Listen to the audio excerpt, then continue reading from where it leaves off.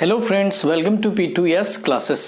Friends, previous video में हमने पढ़ा था ऊष्मा शोषी अपक्रिया किसे कहते हैं, विस्थापन या प्रतिस्थापन अपक्रिया किसे कहते हैं और द्विविस्थापन अपक्रिया किसे कहते हैं।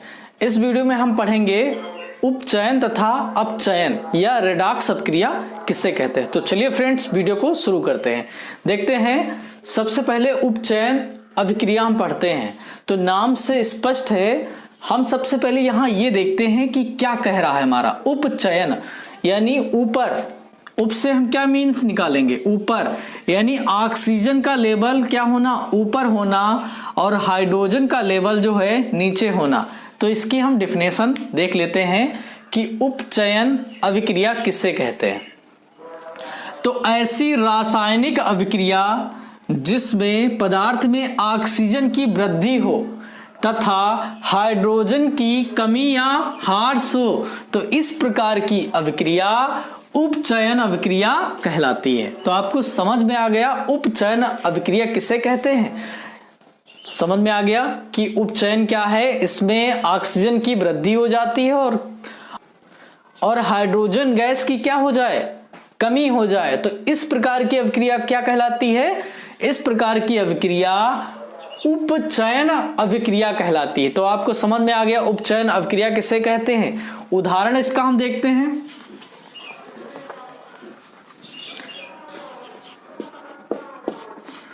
हम उपचयन अभिक्रिया का उदाहरण देखेंगे। उपचयन अभिक्रिया क्या कह रहा है, जब कॉपर के चूर्ण में कॉपर ऑक्साइड की जो परत जम जाती है, तो क्या एक किस अभिक्रिया के अंतर्गत आती है, ये उपचयन अभिक्रिया के अंतर्गत आती है। तो हम रिएक्शन देखेंगे। रिएक्शन है कॉपर का चूर्ण। तो रासायनिक समीकरण देखें, कॉपर का सूत्र होता है Cu, और किसके साथ, वायुमंडल में ऑक्सीजन के साथ क्या करेगा, अभिक्रिया करेगा, तो O2। तो ये दोनों अभिक्रिया करके क्या बनाएंगे, कॉपर ऑक्साइड की परत बना लेते हैं। और कॉपर ऑक्साइड की परत कैसी होती है, ये काले रंग की होती है। तो कॉपर देखिए, तो बनाएगा कॉपर ऑक्साइड की परत बना लेगा, एक CuO। अब देखिए ऑक्सीजन यहाँ कितना है, 2 है, तो यहाँ 2 हम तो बढ़ा नहीं सकते हैं, तो यहाँ हम 2 बढ़ा दिए, तो कॉपर कितना हो गया, 2 हो गया। देखिए क्या बना हमारा, कॉपर ऑक्साइड की काली परत चढ़ जाती है। तो इस प्रकार की अभिक्रिया क्या कहलाएगी, उपचयन अभिक्रिया कहलाएगी। इसमें देखिए ऑक्सीजन का क्या हो रहा है, वृद्धि हो रही है, और इसमें हाइड्रोजन का क्या हो रहा है, ह्रास हो रहा है। तो इस प्रकार की अभिक्रिया क्या कहलाएगी, इस प्रकार की अभिक्रिया उपचयन अभिक्रिया कहलाएगी। तो आपको समझ में आ गया, जब कॉपर का चूर्ण वायुमंडल में ऑक्सीजन के साथ अभिक्रिया करता है, तो कॉपर ऑक्साइड की काली रंग की परत बनती है। तो अब हम देखेंगे अपचयन अभिक्रिया किससे कहते हैं। तो अपचयन अभिक्रिया जस्ट उपचयन अभिक्रिया का अपोजिट है। तो इसमें क्या होता था, ऐसी रासायनिक अभिक्रिया जिसमें पदार्थ में ऑक्सीजन हो और हाइड्रोजन की क्या हो, वृद्धि हो, तो इस प्रकार की अभिक्रिया अपचयन अभिक्रिया कहलाती है। जस्ट उपचयन का अपोजिट है। इसमें क्या होता है, अपचयन में ऑक्सीजन की कमी हो रही है और हाइड्रोजन की क्या हो रही है, वृद्धि हो रही है। जैसे हमने पहले में एग्जाम्पल पढ़ा था, जो कॉपर ऑक्साइड था, तो उसमें क्या था, उसमें ऑक्सीजन की वृद्धि हो रही थी और हाइड्रोजन का ह्रास हो रहा था। जस्ट वही हम देखेंगे, जब कॉपर ऑक्साइड पर हाइड्रोजन गैस प्रवाहित की जाती है, तो क्या प्राप्त होता है, कॉपर प्राप्त होता है और जल प्राप्त होता है। उदाहरण देखें हम, उदाहरण कॉपर ऑक्साइड पर, तो कॉपर ऑक्साइड का सूत्र CuO होता है। क्या होता है, CuO, एक कॉपर ऑक्साइड का सूत्र है। और क्या डाली जाए, हाइड्रोजन गैस। जब कॉपर ऑक्साइड में हाइड्रोजन गैस प्रवाहित की जाती है, तो क्या प्राप्त होता, हमें कॉपर प्राप्त होगा और क्या प्राप्त होगा, जल प्राप्त होगा। तो इसमें देखिए इस रासायनिक समीकरण में हम देख सकते हैं कि ऑक्सीजन की क्या हो रही, कमी हो रही है और हाइड्रोजन की वृद्धि हो रही है। अतः हम कह सकते हैं कि इस प्रकार की अभिक्रिया अपचयन अभिक्रिया कहलाती है। जैसे कॉपर ऑक्साइड पर जब हाइड्रोजन गैस प्रवाहित की जाती है, यहां आप लिख सकते हैं ऊष्मा या ताप। जब प्रवाहित की जाती है तो हमें कॉपर प्राप्त होता है और जल प्राप्त होता है। इसमें हाइड्रोजन की वृद्धि हो रही है तथा ऑक्सीजन का ह्रास हो रहा है। तो इस प्रकार की अभिक्रिया आप पढ़ेंगे। रेडॉक्स अभिक्रिया किसे कहते हैं? वेरी मोस्ट इंपॉर्टेंट ये रिएक्शन है कि बताइए उपचयन या अपचयन अभिक्रिया या रेडॉक्स अभिक्रिया किसे कहते हैं। तो चलिए देखते हैं रेडॉक्स अभिक्रिया किसे कहते हैं। तो इसमें क्या होता है, किसी रासायनिक अभिक्रिया में एक अभिकारक, किसी भी रासायनिक अभिक्रिया है जो एक अभिकारक क्या हो, उपचयित हो, यानी ऑक्सीजन की क्या हो, वृद्धि हो और हाइड्रोजन का ह्रास हो, तथा दूसरा अभिकारक अपचयित होता है। तो किसी रासायनिक अभिक्रिया में एक अभिकारक क्या हो, उपचयित होता है और दूसरा अभिकारक क्या होता है, अपचयित होता है। तो इस प्रकार की अभिक्रिया को उपचयन या अपचयन अथवा रेडॉक्स अभिक्रिया कहते हैं। तो समझ में आ गया कि रेडॉक्स अभिक्रिया किसे कहते हैं। अब इसका उदाहरण देख लेते हैं कि रेडॉक्स अभिक्रिया का उदाहरण क्या है। तो उदाहरण देखते हैं कि जिंक ऑक्साइड जो है वो कार्बन के साथ अभिक्रिया करके क्या बनाता है। तो हम इसका रासायनिक सूत्र लिख लेते हैं। जिंक ऑक्साइड का सूत्र होता है ZnO प्लस, कार्बन का सूत्र हम जानते हैं कि C होता है, आयरो।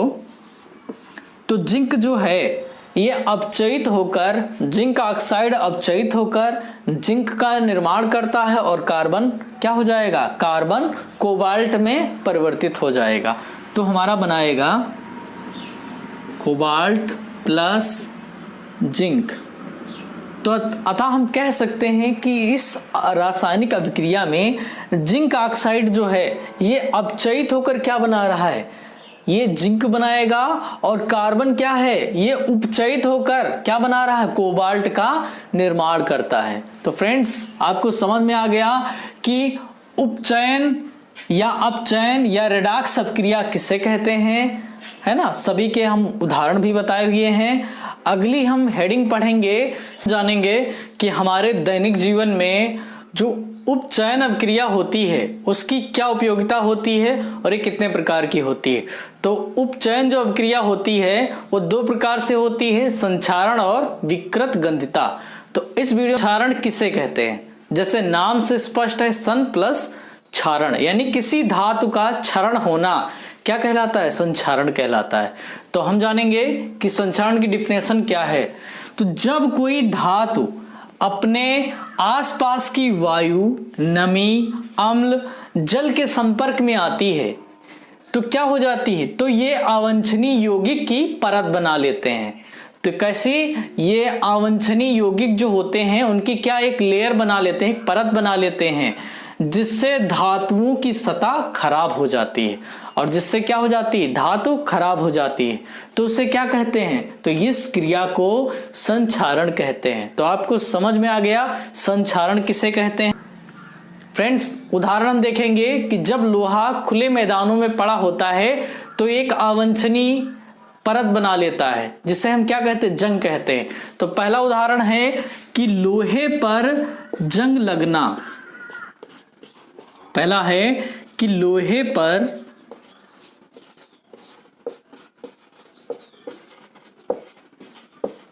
जंग लगना।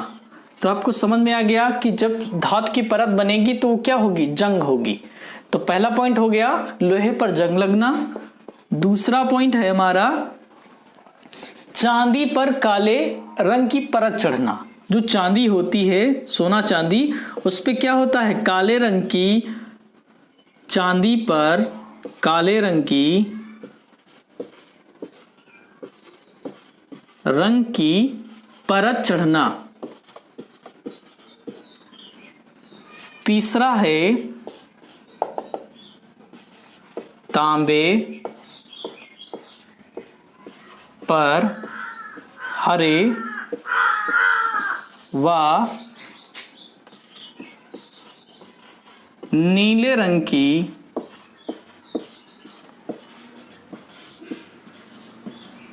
परत चढ़ना। हमने देखा है जब लोहा खुले मैदानों में पड़ा होता है तो उस पर एक जंग लग जाती है। दूसरा है चांदी पर काले रंग की, चांदी देखे हैं, चांदी जो होती है कुछ समय बाद क्या होता है, उसका सफेद रंग क्या हो जाता है, काला पड़ने लगता है। तो ये किसके कारण होता है, संक्षारण। और संक्षारण क्या होते हैं, वायु में नमी, अम्ल, जल के संपर्क, इन सभी के संपर्क में आती तो धातुएं क्या हो जाती हैं, धातुओं पर अवांछनीय यौगिक की परत चढ़ जाती है। पॉइंट हम देखेंगे, तांबे पर हरे व नीले रंग की परत चढ़ना, ये किसके अंतर्गत आता है, ये संक्षारण के अंतर्गत आता है। इसमें क्या होता है, कोई धातु पर अवांछनीय यौगिक की परत चढ़ जाती है, जिससे क्या वो धातु पूरी तरह से नष्ट हो जाती है। तो हम कह सकते हैं कि संक्षारण किसे कहते हैं। अतः हम कह सकते हैं कि जो ये उदाहरण हैं ये संक्षारण के। तो फ्रेंड्स आपको समझ में आ गया संक्षारण क्या है और संक्षारण के उदाहरण कि कौन कौन से हैं। अब हम अगली हेडिंग पढ़ेंगे कि विकृत गंधिता किसे कहते हैं और इसके उदाहरण क्या। वेरी मोस्ट इंपॉर्टेंट है फ्रेंड्स। अगर आप इसका नोट्स बनाना चाहते हैं तो स्क्रीनशॉट ले सकते हैं और आसानी से अपने नोट्स को कंप्लीट कर सकते हैं। अगली हेडिंग पढ़ेंगे, हेडिंग नंबर 2, विकृत गंधिता किसे कहते हैं। हेडिंग है हमारी विकृत गंधिता किसे कहते हैं, वेरी मोस्ट इंपॉर्टेंट है। तो हम जानेंगे विकृत गंधिता, नाम से स्पष्ट है कि गंध क्या क्या हो जाना, विकृत हो जाना, टूट जाना। तो इस प्रकार की अभिक्रिया क्या है, देखेंगे इसकी डिफिनेशन क्या है विकृत गंधिता की। तेल या वसा युक्त खाद्य पदार्थ, वायु, कैसी वायु, जिसमें ऑक्सीजन उपस्थित हो, के संपर्क में आने पर अपचयित होकर अपना स्वाद एवं गंध को बदल देते हैं। तो इस प्रकार की अभिक्रिया विकृत गंधिता कहलाती है। तो कौन कौन सी, जैसे वायु के संपर्क में आने पर ये क्या हो, ये अपने स्वाद और गंध को क्या कर देते हैं, बदल देते हैं। तो इस प्रकार की अभिक्रिया विकृत गंधिता कहलाती है। जैसे उदाहरण हम देखते हैं, उदाहरण जैसे नमकीन। नमकीन क्या है, कुछ समय तक अगर खुले में रखी रहने देते हैं तो क्या हो जाती है, उसकी गंध जो होती है वो दूसरे प्रकार की होने लगती है और उसका स्वाद जो होता है वो क्या हो जाता है, बदल जाता है। चिप्स, आलू के चिप्स जो होते हैं या किसी भी, वो क्या हो जाते हैं, खुले अगर स्थानों पे रखे हैं तो कुछ समय बाद उनके स्वाद में भी क्या हो जाएगा, बदलाव हो जाएगा, उनकी गंध में भी बदलाव हो जाएगा। अतः हम कह सकते हैं कि ऐसी रासायनिक अभिक्रिया जिसमें क्या हो, वायु के संपर्क में आने पर या नमी के संपर्क में आने पर क्या हो जाए, स्वाद और गंध को बदल देते हैं, तो ऐसी अभिक्रिया को या ऐसी क्रिया को विकृत गंधिता कहते हैं। तो समझ में आ गया। जैसे उदाहरण हम लिख लेते हैं,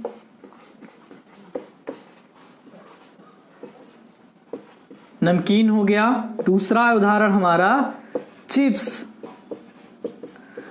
इनको अगर खुले स्थान पे रख दिया जाए तो ये अपचयित होकर क्या कर देंगे, इनका स्वाद और गंध दोनों परिवर्तित हो जाएंगे। तो फ्रेंड्स कैसी लगी वीडियो, अगर वीडियो अच्छी लगी हो तो प्लीज हमारे चैनल को सब्सक्राइब करें और वीडियो को लाइक करें। फ्रेंड्स अब हम अगले वीडियो में देखेंगे अभ्यास के प्रश्न जो कि बहुत इंपॉर्टेंट हैं।